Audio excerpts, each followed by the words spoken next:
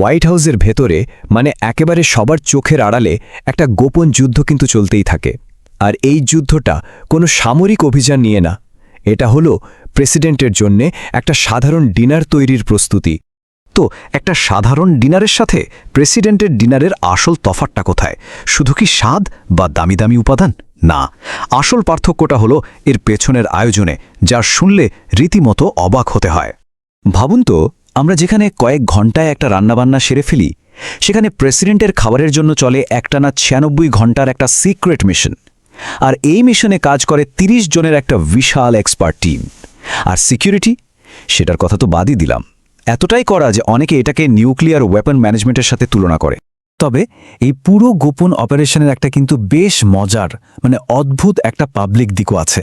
আর সেই গল্পের কেন্দ্রে রয়েছে আমেরিকার সবচাইতে ভিআইপি একটা পাখি। বিশ্বাস করা কঠিন, কিন্তু এই বিশেষ টার্কি পাখিটা থাকে একটা লাক্সারি হোটেলের সুইটে, যার জন্য বিল আসে হাজার হাজার ডলার।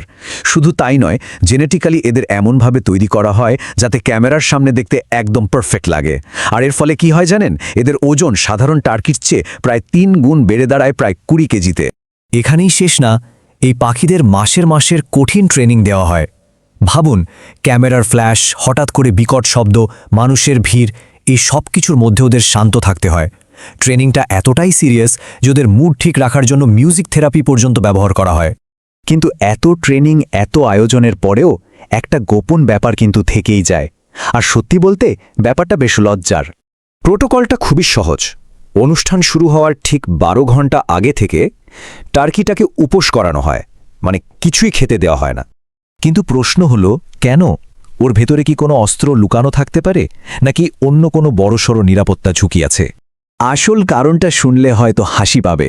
কারণটা হলো, লাইভ টিভিতে পুরো বিশ্বের সামনে পাখিটা যদি প্রেসিডেন্টের ওপর কোনো অঘটন ঘটিয়ে ফেলে, তাহলে তো সেটা একটা বিশাল কেলেঙ্কারি হবে, তাই না?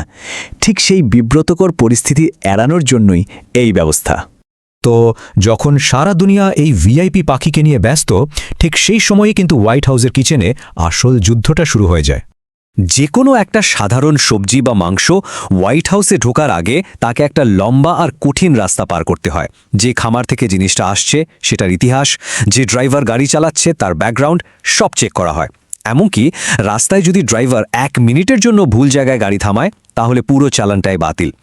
এরপর প্যাকেজটা কিচেনে পৌঁছালে চেক করা হয় কেউ ওটা খোলার চেষ্টা করেছে কিনা। এরপর শুরু হয় আসল পরীক্ষা, যা অনেকটা হাইটেক ক্রাইম ল্যাবের মতো। মেটাল ডিটেকশন, কেমিক্যাল স্ক্রিনিং, ক্ষতিকর জীবাণু আছে কিনা তার স্ক্যান, এমনকি রেডিয়েশন চেকও করা হয়। সবশেষে টেম্পারেচার চেক করে দেখা হয় যে খাবারটা ঠিকঠাকভাবে সংরক্ষণ করা হয়েছে কিনা। আর এই পর্যায়ে এসে শেফরা আর শুধু শেফ থাকেন না, তারা হয়ে ওঠেন একজন সিকিউরিটি এজেন্ট। যেমন ধরুন, প্রেসিডেন্টের জন্য যদি স্টেক বানানো হয়, তাহলে সেটার তাপমাত্রা একদম কাটায় 165 ডিগ্রি ফ্যারেনহাইট হতেই হবে। এটা ফুড সেফটি আইনের একটা কঠিন নিয়ম। 1 ডিগ্রি কম বা বেশি হওয়ার কোনো সুযোগই নেই। এমনকি একজন আলাদা শেফ থাকেন যার একটাই কাজ সারাক্ষণ প্রেসিডেন্টের প্লেটের দিকে তাকিয়ে থাকা। পরিবেশন করার আগ মুহূর্ত পর্যন্ত তিনি নিশ্চিত করেন যে প্লেটের প্রত্যেকটা জিনিস একদম পারফেক্ট আর সেফ আছে। এরপর আসে ফাইনাল স্টেজ। রাত 2টার সময় টার্কিটা ওভেনে ঝোকানো হয়। আর তারপরে 13 ঘন্টা ওই রুম থেকে কেউ বেরোতে পারে না, এমনকি বাথরুমে যাওয়ার জন্যও না। ভাবা যায়? কিন্তু এত সব কিছুর পরেও এই গল্পের শেষে একটা বড়সড় টুইস্ট আছে। এই যে এত বড় একটা আয়োজন, দিনের পর দিন ধরে চলা অপারেশন, আচ্ছা, প্রেসিডেন্টের নিজের খাবারের বিলটা কে দেয়?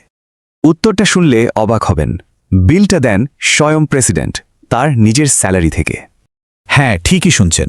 হোয়াইট হাউসের ম্যানেজার মাস শেষে একটা বিল বানান, যেখানে প্রত্যেকটা ডিম, মাংস, সবজির নিখুঁত হিসাব থাকে। প্রেসিডেন্টের ব্যক্তিগত বা ফ্যামিলির খাবারের খরচ কিন্তু জনগণের ট্যাক্সের টাকা থেকে করা হয় না। আর সবশেষে যখন প্রেসিডেন্ট তার ডিনারটা শান্তিতে শেষ করেন, তখন কিচেনের পুরো টিমটা একটা স্বস্তির নিঃশ্বাস ফেলে। আরও একটা মিশন সফলভাবে শেষ হলো। আসলে প্রেসিডেন্টের জন্য প্রত্যেকটা খাবারই তো একটা স্পেশাল মিশন, যার পেছনের গল্পটা সবসময় এতটা নাটকীয়।